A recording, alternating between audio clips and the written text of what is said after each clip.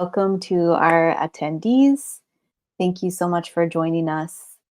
We are having a webinar info session today to do a couple of things. We want to help inform folks on a group of technologies that is used by Seattle Police Department, and that is in a process of review. And so our goal here is to really help inform folks and then hopefully facilitate people into sending public comment. To just give a little bit of background about what, who, why is Washington People's Privacy Network. I won't say a lot, but basically it is a newly founded group, which is has some big goals of trying to achieve people's data privacy and tech justice laws here in Washington State and beyond. And so we saw this opportunity to try to help educate folks in Washington State about surveillance technologies that police departments use and share sometimes across other departments, and thought that this would be a good opportunity for us to connect with folks and also try to drive some more public comments in order for the city council to have more involvement from the people and hear from the voices of people. So that is part of why we're doing this webinar, and that's a little bit about Washington People's Privacy Network. We would love for you to follow us on Instagram if you don't already at WA People's Privacy Network. And you can find our website there at the bottom, which is washingtonpeoplesprivacynetwork.org, wapeoplesprivacynetwork.org. All right, and we have a guest presenter here. Before I turn it over to her, I'm just going to go ahead and go over a few quick things about this webinar platform. So this is actually a presentation rather than a meeting. Most of us are used to Zooms lately, but we chose to go ahead and try this out for the sake of privacy and efficiency. So participants are muted and not visible to each other. There's no chat function here.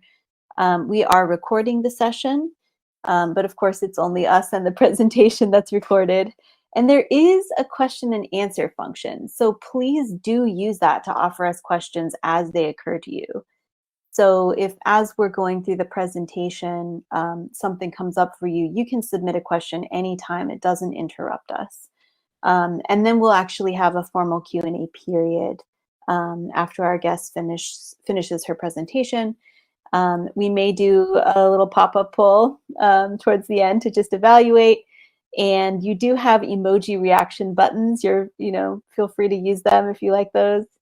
Yeah, we're also trying this webinar tool out newly. So if we have any hiccups, please forgive us. And that is all from me. I'm going to turn it over to our Seattle, Washington People's Privacy Network presenter. Hi, everybody. Welcome. So I'd like to get into the details about the Seattle Surveillance Ordinance, the Group 4 technologies. I'd like to start by acknowledging that I am on the traditional land of the Duwamish tribe. Our city took the name of the former chief, and even though the federal government refuses to recognize the Duwamish tribe, the native people, plants, and animals are still here, and it is an honor to be on this land. Just briefly about who I am, I'm a privacy advocate located in Seattle. I have a technical background, not a lawyer, and I don't work for the city. So briefly covering the surveillance ordinance itself, it was first passed in 2013, then it was replaced completely in 2017, and then revised in 2018. And the ordinance encompasses all city departments, not just the Seattle Police Department. Initially, back in 2017, the city identified 29 surveillance technologies that they had already purchased before the ordinance had passed. And so those technologies needed to retroactively go through the process defined within the ordinance. So since 29 technologies is kind of a lot, the city chunked them into groups to make them manageable for both the public and the city. Right now, we are working through Group 4B. This is the last group out of that original 29. And they're currently going through public comment. That public comment period deadline is June 2nd. So we have less than a week still where you can give public comments. The public comments that you submit then get added to the surveillance impact report for each one of those technologies. That updated surveillance impact report is then given to the community surveillance working group, and the working group drafts a privacy and civil liberties impact assessment. That also gets added to the surveillance impact reports, and those that get provided to City Council, which then votes on each of these technologies. So there's some important points to consider here. One, that these public comments are important because they can add evidence and data to what the community surveillance working group drafts. And also it's used by the City Council when they're considering amendments to how they're going to consider each of these technologies and maybe add guardrails to them and such. Although theoretically they could also deny the technology, they haven't done so thus far. So we're probably looking at best, amendments to kind of guardrail them as much as possible. So for Group 4B, that last group, it is all Seattle Police Department technologies, and there are 6 technologies in this group. So I'm going to briefly cover each one of those. First is GeoTime. It provides mapping of events and connections over time. The data would be uploaded into GeoTime by SPD, and the kinds of records that GeoTime supports to be uploaded into it include things like call records, credit card statements, license plate camera data, social media data, and a lot more. The data that SPD would be uploading would either be public data, so think of like business records that are public, or it could be social media posts that are public, or it's data that they've gathered with a warrant and then they upload into GeoTime. Some recommendations we have about it include limiting the use to only violent offenses and prohibiting the social media analysis.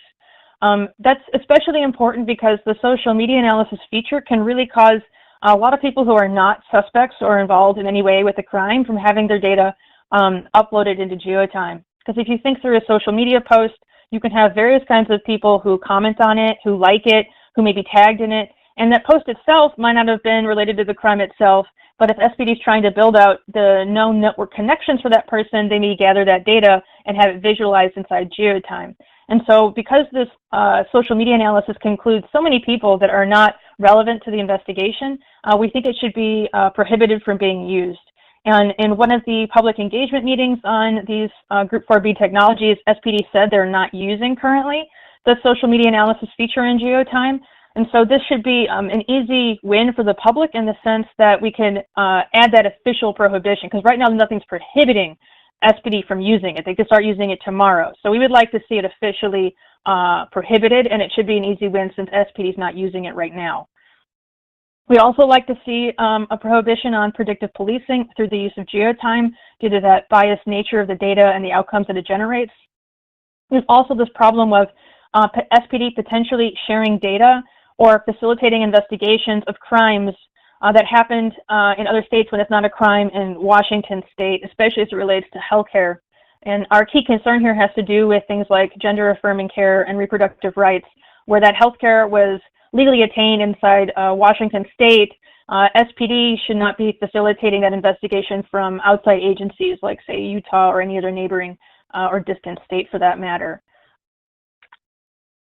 So I'm just gonna, oh, sorry, Go can ahead. I just ask you one more question about that? Do you mind going back to your, yeah. And maybe like, just for folks who might not understand, you know, what is the risk of combining or using GeoTime alongside predictive policing, do you think? There's lots of deep ramifications that could have. I mean, you could have cases where predictive policing could cause somebody to be pulled over at a stop or have their house, you know, investigated. And that could cause a situation where you have an officer expecting a crime to be occurring and be prepared for a violent encounter when there may not have been one occurring. So this could put people's lives at risk due to the use of predictive policing. The work of SPD, you know, if the police department is to exist, then that use of the SPD should be limited to only investigations of known and existing, basically historical crimes. They shouldn't be trying to do anything that involves future use and putting future people at potentially life and death situations. Cool, thanks for clarifying that. For the computer, cell phone, and mobile device extraction tools, these are tools that can digitally copy everything on a device over to SPD.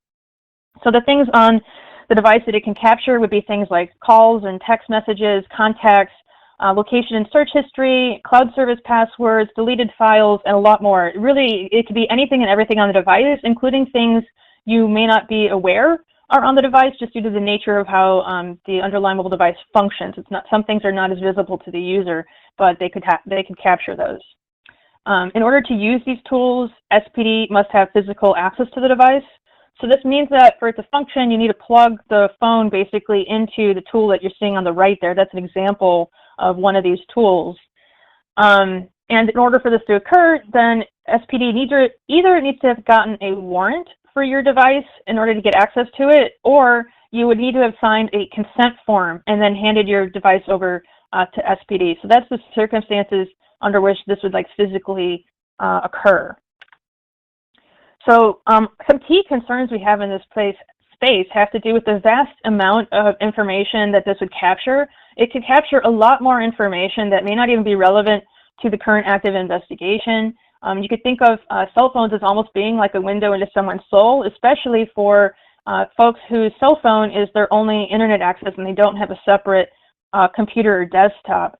And so there's a lot of personal information, very private information that someone could have on their cell phone. And there's also this problem of coercive consent. So SPD could say that, let's say they take some folks in to detain during a protest occurring after a protest effectively. And they say, hey, if you don't want to spend a night in jail, you can just fill out this consent form to let us copy your data and you can go home early. So they could use it as like a bargaining chip. Nothing prohibits them from doing that. And to be clear, I'm not saying that we have data that SPD has done that. I'm simply saying that this is a potentiality that could occur because it's not prevented. There's also the issue that they could use it as a threat even. They could say, hey, you might as well give us all your contact details because if you don't, we're just going to get everything off your device anyways by using one of our tools to do an extraction underneath warrant or something. And another problem that's tied into this consent-based approach for providing the data is that the public records at request data we do have about SPD does show that historically when SPD is using these tools, when they are using them underneath consent, they are often limitless, whereas when they use them underneath warrant, they often have boundaries placed on them. And those boundaries can be things like they can only capture data from a certain time period, like a date range, and or that they only can capture certain types of data, like maybe only the pictures and videos on the phone are what's in scope. Whereas when they get consent-based access, that's often limitless and they can capture everything on the device. So our recommendations here, just due to how privacy invading this can be, is to limit this use to only violent offenses, and that also require legal representation for consent-based searches. So there can be legitimate reasons when a person would provide consent and it wouldn't be underneath a warrant. So an example would be somebody who has been a victim of domestic violence or sexual assault who has happened to record what has happened to them onto their own phone. And so in the effort of making that recording admissible in court, they need to have like a chain of custody of that recording that digitally shows that it hasn't been altered by anybody in the process. And so SPD would use one of these tools then to take that data and record it. And in that case, the person would be providing consent. In these cases, though, we still think that person should have legal representation. And in fact, if they are a victim, they would or should. Can I just ask a clarifying question real quick? Yes. Yes. I just wanted to kind of clarify for folks. Could you go back one slide? That this, I know when I first saw this tool, this extraction tool, I was thinking of stingrays, right, and cell site simulators. So this is not that, just to be really clear, this is a physical, right? It has to be physically connected to the device. So just so folks are totally clear on that, that this particular tool is really not used remotely, right? So I think that's key for folks to understand when they're submitting public comment, just to make sure that there isn't a misunderstanding there. Sorry, I just wanted to clarify that. Go ahead. No, I think that's good. And I think just for the sake of those who are on the call who may not know what a stingray is, I should maybe just pause to briefly explain that just to clarify so there's no ambiguity there or confusion. that Stingray is like the name for a specific kind of model of device. There's multiple names they can go by, but it's frequently called Stingray, where the police department or any other government agency who has one of these, when they set it up, it basically simulates acting like a cell tower, so that, and it provides a stronger signal reception for the nearby devices who would be trying to connect to a legitimate device, like a legitimate towers. And so your device would prefer to connect to theirs over the normal, like say Verizon or whoever's towers. And what happens then once your phone connects to them is that your text messages and calls, anything that would normally go to, like say Verizon's tower, is now going through their Stingray device, and they can capture that, filter it, do whatever they want basically, and see who's talking to who and what the messages contain. So it's very invasive. Stingrays are definitely problematic. It's just that this is not what this is doing. And like she was saying, the devices you have to have physical access to do this. The extraction, that is, the extraction has to be done physically, locally. It's not a Stingray device that can be used remotely. So there's a big difference there. I don't know if that's helpful or if I made it any more confusing, but hopefully that's clear. No, I think it's good. I think it's good to explain that and the risks. And I do think you did such a great job of explaining the key concerns and possible harms and the threat of coercion, right? So I think we can move on. Thank you. Okay, cool. So the next one is undercover camera systems. So these are covert, like hidden cameras that would be either concealed on a person or hidden in or on objects. They can be used in both public or private spaces. If they are used in private spaces, SPD would need either a warrant and or consent. And the reason they'd have consent would be from the informant. So if, let's say, an informant is going to be recorded in the video, they would provide their consent, and then they would need a warrant for the people who are not consenting. So the warrant would be signed from a judge saying, yes, you can use this in this place, and you know that it's likely to include these people or an X number of people in the recordings. These are hidden devices, so they're very, very tiny. Like you can see in the picture there how small that is compared to the person's fingertips.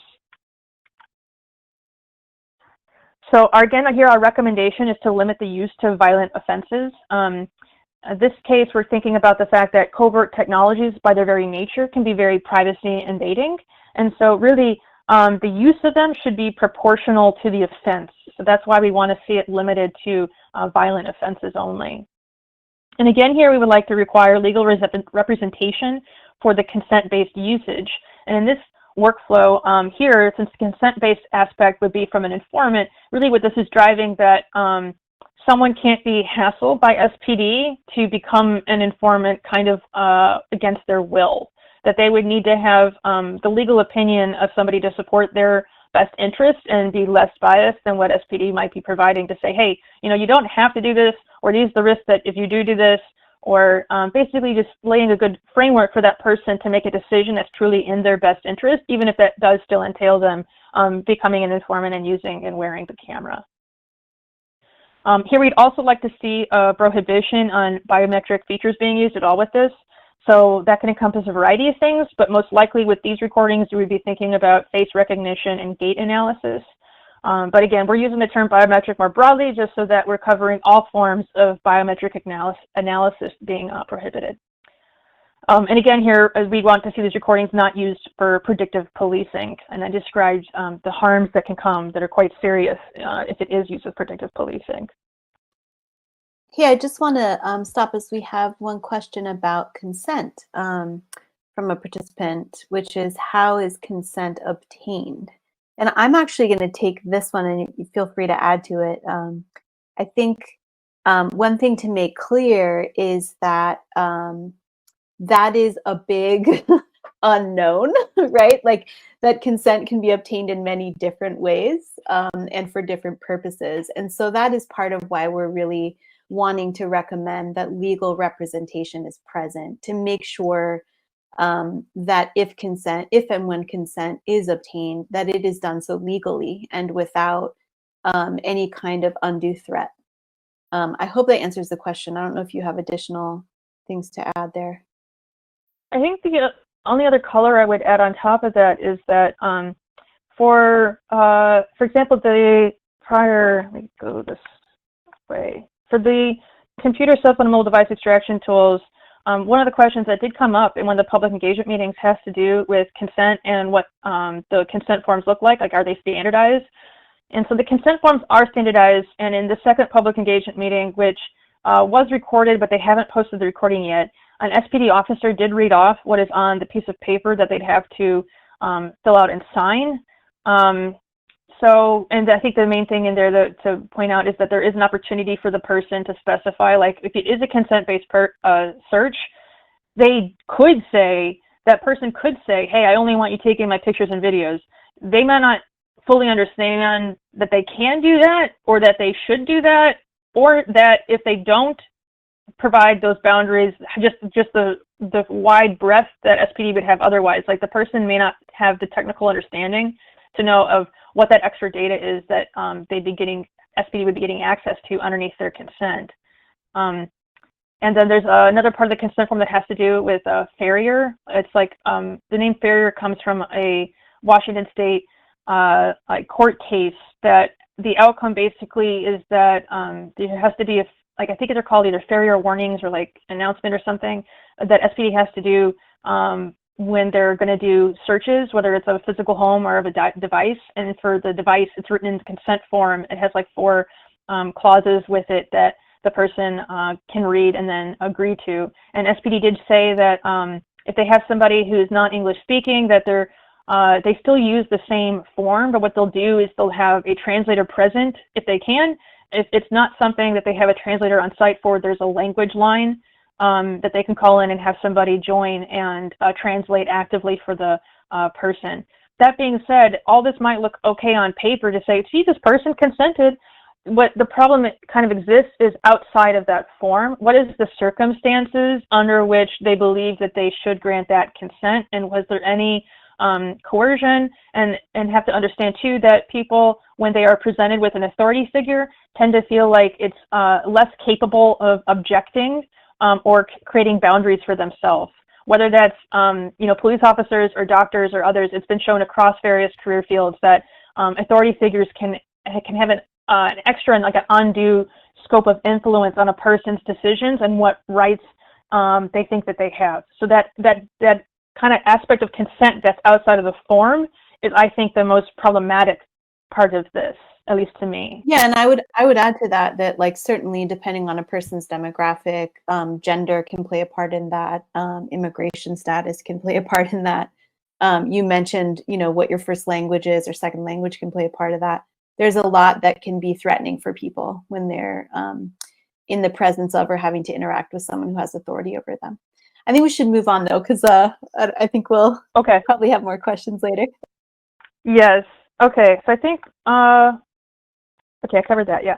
I think the next was the undercover location tracking devices. So this is a second type of covert device, and this is going to be a GPS device that is hidden on a person or a vehicle so that SPD can track their whereabouts visually on a map.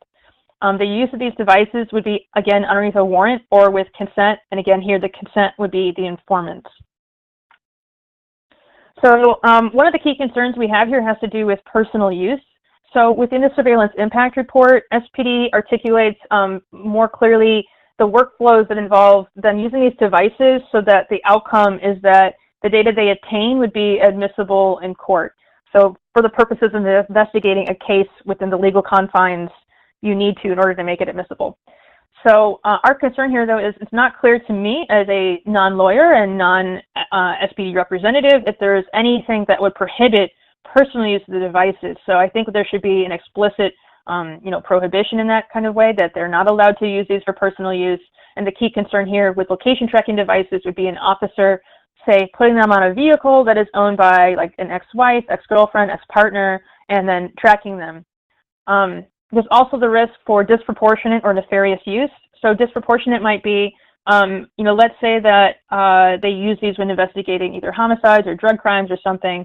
Well, when they are doing, say, an investigation for drug crimes, are they disproportionately choosing to use these devices based on a person's, the suspects, that is, race, age, gender, immigration status, etc., or are they equally using these across the same kind of offense?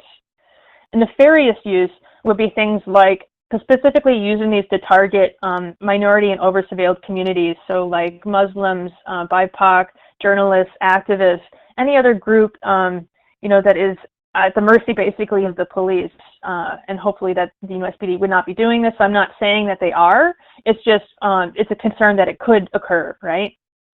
And so our recommendation here is first to have individuals liable for actions that they take outside of what the surveillance impact report says is allowed. So right now, the overall surveillance ordinance itself only articulates that city departments need to abide by what is in the surveillance impact report. If a single individual acting on their own accord, not underneath the direction of department supervisors, chooses to use a surveillance technology outside the scope of the surveillance impact report, the surveillance ordinance does not address that scenario. And so we would like to see an explicit impact here that individuals are liable, like either criminally or civilly or both, for their actions that they might take, like if they were to use one of these devices for personal use, which is not defined in the surveillance impact report. And I'm going to jump in here really quick, if I can, sure, and say that is one of the things, like as we go through how to leave and how to offer your public comment, that you can highlight in your email, is to make sure that recommendation is in there, because if we can get enough people commenting that is a recommendation we all really need to see in the SIR, then perhaps we'll be able to influence Seattle City Council to make sure, right, that that is a recommendation that's put in there. So sorry for the interruption. Yeah, that's good point. And then here again, we're looking to limit the use to violent offenses. Again, some of the prior one, because this is covert, it's inherently privacy invasive. So that's why we want to see it limited to violent offenses. And I would also like to see specifically for these location tracking devices that it's prohibited from using them on shared vehicles. Namely, we're thinking about taxi cabs and ride-share vehicles, but it could also be vehicles where they're heavily used by people that are not the suspect. And the concern here is that when you're having a shared vehicle like that, where SPD is aware and knows that that's a shared vehicle, that you're in it tracking people that are not the suspect. So that's a privacy invasion for people who are innocent bystanders, effectively. Can I jump in one more time there? Yes. I just wanted to add like the additional kind of harm. I think, it's particularly harmful when you think about what we've seen in some of the chases of suspects, for instance, that have ended in death, right, or major injury. When you are going to track a vehicle that could be shared, you may very well end up with a situation that is extremely dangerous and can even result in loss of life. And so while it sounds like, sort of as a bullet point on a slide, not that threatening, it actually in practice can be extremely threatening to the folks who may be impacted. So that's all. Sorry. That's a good clarification. Thank you for adding that. So our next technology here is crash data retrieval tools. So all passenger vehicles in the United States that were made from roughly 2013 or newer have what's in them called an event data recorder, EDR. This EDR is kind of like a black box that you might have heard on planes. So similar to what occurs on planes, although not as sophisticated. It captures some data points about the vehicle's use just prior to and immediately after a collision. So the things that would include, and I have a sample page here on the right from one of these tools, is like, are the passenger and driver's seatbelts buckled? Did the airbags deploy? Was the person braking, or were they still applying gas to the pedal? What was the vehicle's speed, et cetera, et cetera. So things that are relevant to trying to understand the dynamics that happened in a crash when you're outside of it, like you're trying to recreate the crash scenario so you can understand what had occurred there. And so after a crash, the SPD collision investigators would download that EDR data using a crash data retrieval tool. Now, the data that's in that EDR varies dramatically from vehicle to vehicle. So the sample I have here is one of the more simple ones. It has less data in it. So like this is like one page out of, I think, maybe 3 or 4 for one report from one vehicle. Some of the others that I've seen are like 15 pages or more, and it all depends on the kind of data that the vehicle captures, like how many sensors does it have, and the other sensors could be things like lateral movement and such, so it can kind of detect swerving or when a roll of the car has started, that kind of thing. In addition to including all range of data that is also beyond the scope of my comprehension, since I'm not a collision investigator. But point being, the data varies from vehicle to vehicle. So a very important and ongoing open question we have is when and how SPD would attain location data from the car. And I say this because the surveillance impact report did have a mention in it from SPD about one of the privacy concerning aspects being that them having location data. But that being said, I already said I'm not a collision investigator, so this is not my area of expertise. But the National Highway Traffic Safety Administration publishes a little list, basically, of various years' worth of crash data retrieval reports for, I'm not quite sure their context. I'm assuming it had to have been some serious enough accidents that it warranted a federal investigation into them, and they would have occurred on the highway. When perusing those, and the latest versions they have are from 2015, when perusing these, even the ones that are like 15 pages long, I didn't see location data in them. So it's not clear to me if any car manufacturer is ever putting location data, like that their EDR, the event data recorder, is ever recording this, or is it the situation that SPD is attaining location data after a crash, not from the EDR data, but because they've downloaded the car's data from the infotainment system. So a car computer can have a lot of very personal information in it. So if your car supports like hands-free calling while driving, and so you've connected your phone to the car's computer, then the car's computer will have a lot of information from your phone. So that could be like your location history, your call logs and contacts. It'll have all that. And a small side tangent, not only would your car have that, but many of the car manufacturers have that. So that's not in scope for this, but there's also the private corporate angle here is the privacy risk too, just from using these, just by connecting your cell phone to the car. So either way, your car computer will then have potentially personal data on it.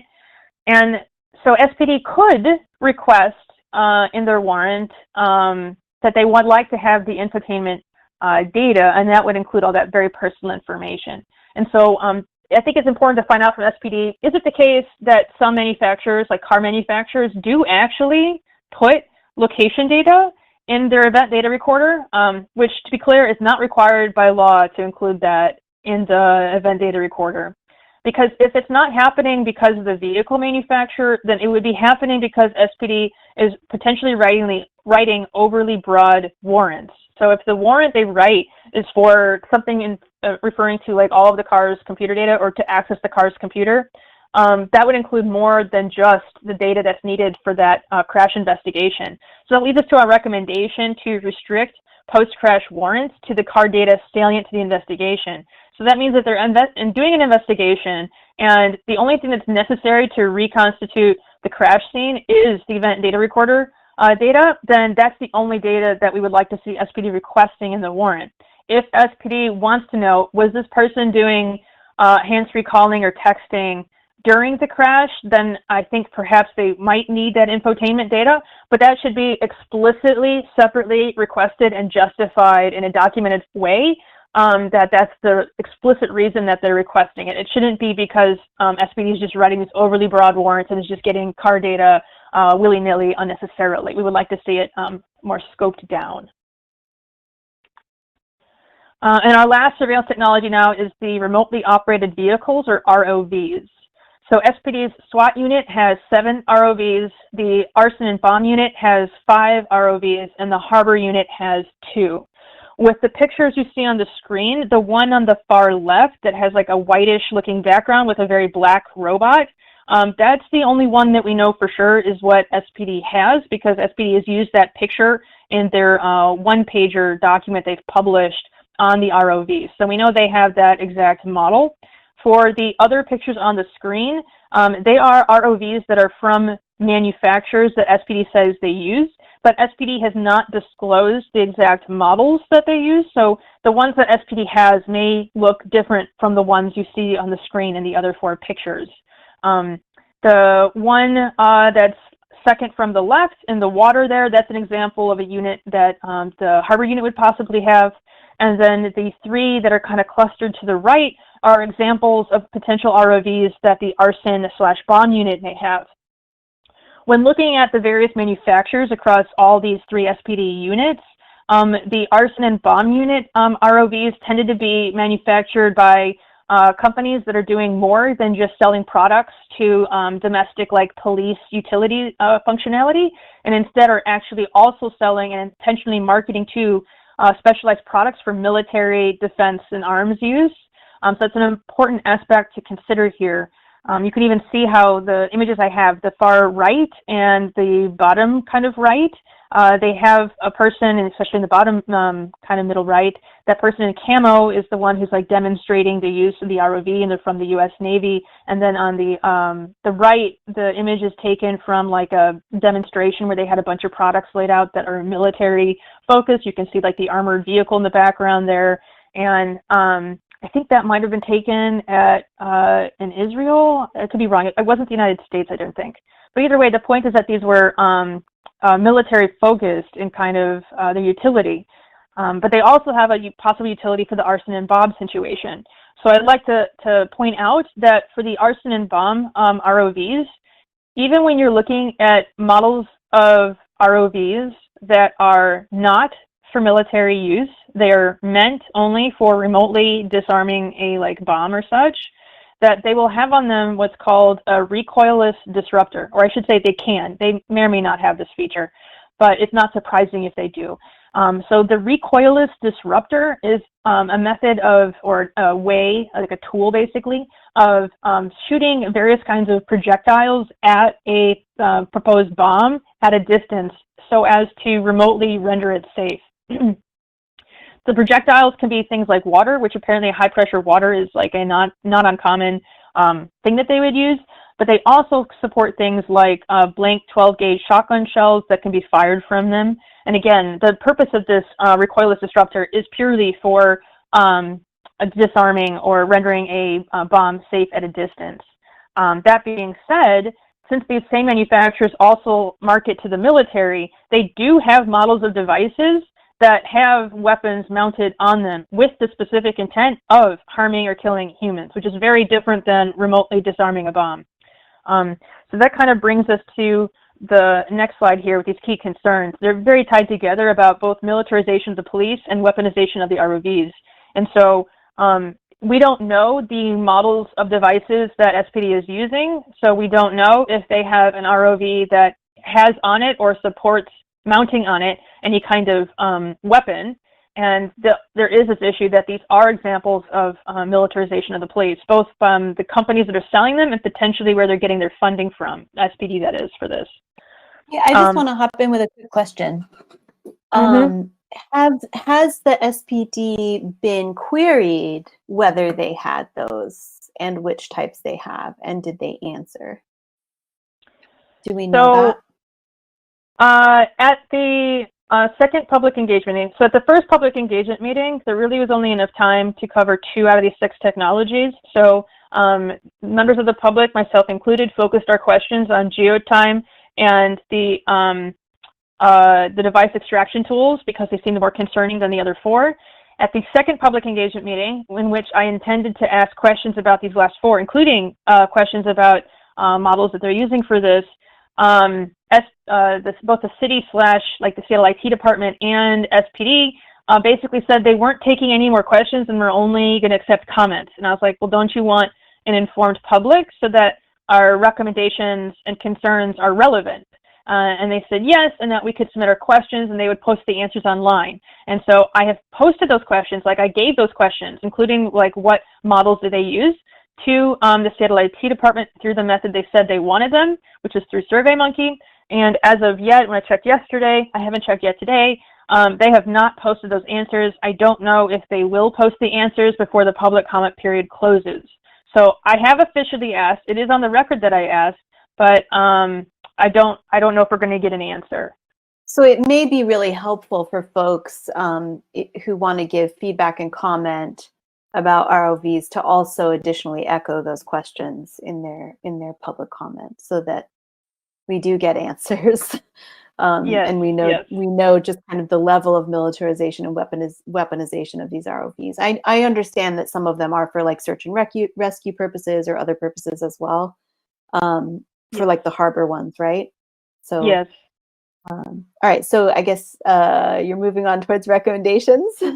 Yes, yeah, yeah. And so indeed, the valid point there is that you do get public comment to point out and ask, what models of ROVs they're using, and some recommendation here to try to make these a little bit safer for the residents of Seattle will be to prohibit weapons being mounted on or affixed to the ROVs with intent to harm or kill living beings. So this would be worded this way so that SPD could still safely remotely disarm or render safe, I should say, a bomb, because I don't think it's reasonable to require SPD to sacrifice their life in a bomb-like situation that needs to be addressed. So there is a legitimate reason to support those recoilless disruptors to save lives, including SPDs, but we are opposed to the notion of mounting weapons on them that are with the intent to harm or kill living beings, not to defuse or render safe a bomb. And then the second issue here has to do with recommending that they prohibit recording of the live stream video. So these ROVs have like a handheld controller, and that controller would have on it a display, like a screen, so that they could see, like from a video feed, like a live stream, what is the robot seeing. And for the harbor unit does specify in the SIR that they do record, and that's intentionally supported that they record their video. They also take sonar, and they're recording sonar. The privacy risk with the harbor unit use case seems not as severe, so I'm not as worried about the fact that they are recording video from the harbor units. But you're not worried about the fish they might capture on video? Yeah, I mean, it seems to be their primary use case because it's arduous to use these tools and time consuming. It seems to be mainly if they're searching for a body. So that's the primary way they'd be used. So that's, and just to clarify for anybody who's maybe watching the webinar after the fact, that that harbor use indicates that it's an underwater remotely operated vehicle, right? So just so people know that. Yes, totally, totally. So these aren't going to be on land. They're all submersibles that they go in water, like a little submarine kind of thing, sort of. For the other two units, though, SWAT and the arson bomb units, SPD says in the SIR that they're not using the recordings. Like a number of these kinds of devices support, like you could plug in an SD card or USB stick or something and record. SPD has said they're not recording them, so that's good. That means they'd be bound to that. However, what's not articulated in the SIR is a prohibition on the live stream being recorded itself. That is, especially by, let's say, a SPD officer taking out either an SPD provided cell phone or their personal cell phone and using that to record the live stream. And the privacy risk here has to do with the fact that the SWAT and the arson bomb units can be used in private residences, like private spaces, depending on the circumstance. That would be either underneath a warrant or underneath exigent circumstances. And so that means you could theoretically have a situation where one of these robots is deployed and there's somebody unconscious or dead on the ground, and they may be partially clothed, maybe not. Who knows the situation where this occurred? And basically what we're saying is there should be a prohibition on recording the live stream through any means. And so that would entail providing some more privacy protections for these use cases when they might happen in private spaces. And then before getting straight into questions, I do want to say that everything I've covered here for these 6 technologies has been a very brief overview of both the technology, its capabilities, and then the questions, concerns, and recommendations for each. We have a lot more of questions, concerns, and recommendations for all 6 of these, and we can kind of point to where there's more information on that when we discuss how to give public comment. But I do want to clarify that this is not an exhaustive list I've just provided to you. This is just really the top most critical or problematic aspects. The tip of the iceberg, so to speak. Yes. All right. It sounds like there's not a lot of questions folks have. It sounds like you did, of course, you did an amazing job explaining these. I really want to emphasize that for all of these technologies, if you want to understand the implications of like their privacy invading or potentially harmful nature, we have worked really hard to flesh those out on the website that I'll show you. And there's a lot more info there. So really encourage folks to read through that when you have time and just take that opportunity to understand all of the different things that can come up with the use of these kinds of technologies. I'm going to go ahead and share. All right, so I just wanted to show you just a quick how-to in terms of public comment. So we've got, if you go to Washington People's Privacy Network, that's wapeoplesprivacynetwork.org. We've got 2 posts on here that you can use to get your info. I will probably take the webinar off the top, and we will hopefully have a recording of this that ends up nice, and I'll post that, change that post and put the recording there for folks who missed it. This is the take action part of our website. So this is how to offer your public comment. And if you click on that, there's lots of detail here. Basically, it gives you kind of the context, which if you've been in the webinar, you probably have a sense of, but you may want to read through that. And then if you scroll down a little bit, you've got, here's the call to action. So we're asking folks to email your public comment. They do have a SurveyMonkey set up, but we are really recommending the emailing of public comment because using SurveyMonkey comes with its own privacy violating issues. And it also is a little bit less easy to track how many comments have actually been submitted. And so we are recommending that folks go the email route. And what you're going to do is send an email to privacy@seattle.gov. You're going to use this subject line. And then we've created a really detailed template for you to use that is below this. And then after you've used your template, you've submitted your comments, we're asking you to actually go to this input page that is also here on our website and copy paste any responses that you personally wrote out or customized. Maybe you told a personal story or you gave a comment that was unique to you into that form. I'll just go ahead and open that. It looks like this. And it's just asking you, it doesn't collect email addresses or IPs, it's just, I'm sorry, or names, it's just collecting the comment. At the top, you'll want to click whether you 100% just used a template.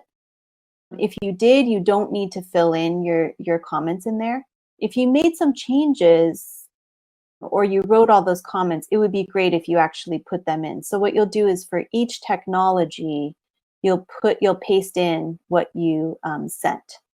And so you'll go through that. And then at the bottom, you can select whether, you know, if we really love one or more of your comments, could we share it in the future anonymously? If you want us to share it and you don't want it to be anonymous, you would like to be credited, you can put your name there. But that's totally optional. So all of these questions are optional except for this top one so that we know what kind of answers we're collecting. And the goal with that is to really help us make sure that we have a count of how many comments were submitted. And again, that we are able to furnish anything that we see missing in the SUR, because we really want to make sure that City Council sees relevant comments. So that's step 2. So step 1 is send your email. Step 2 is follow up with that form. If you can, we'd really appreciate it. And so then down below there, you've got the draft it yourself DIY email template. We do have a privacy tip, and that is for some folks, when they send public records emails, they may want to use an email address which is specifically for that. Because one thing that's really important to remember is that whenever you send a public comment, whether you're doing that from, you know, through a survey or whether you're doing that via email, that becomes part of the public record. And so some folks, you know, do use a specific email, right, for public comment that isn't one that they associate with their personal communications. And I think it's important for me to clarify that that's not just about privacy, like in theory. It's also about making sure that, like, people can't be part of doxing efforts, right? Like, we know that you can submit public records requests. And so we just want to make sure that people understand when they're sending their information to a public agency, what they're doing, what's available to folks, and that they know how to protect themselves from any kind of nefarious use of that information. So there's a detailed template down here, and what you'll be able to do is like select. I'm wondering, can you see my highlighting there when I highlight that? Yes. Great. So you can select and copy paste over and customize your email. The technologies are numbered 1 through 6. And it is important that you make sure and copy paste over the name of the technology, because they want to collect that feedback per technology. So part of the reason this has been a complicated call to action is because of the way that this is set up for public comment, that they need comments separately under each technology, and that also needs to be separated out by questions, key concerns, and recommendations. And so we've tried to make that as clear as we can, but we do know this is a really long template. Seattle, can I ask you if there have been any questions while I'm not able to see the controls while There's no I'm new sharing? questions right now. Cool. Okay, I'm going to keep going here. The other thing that is up here for folks to do is if you've shared this with your community member, friends, family, workplace, listserv, whoever if folks or you yourself are like, I just don't have time to go through all of that and send my own email.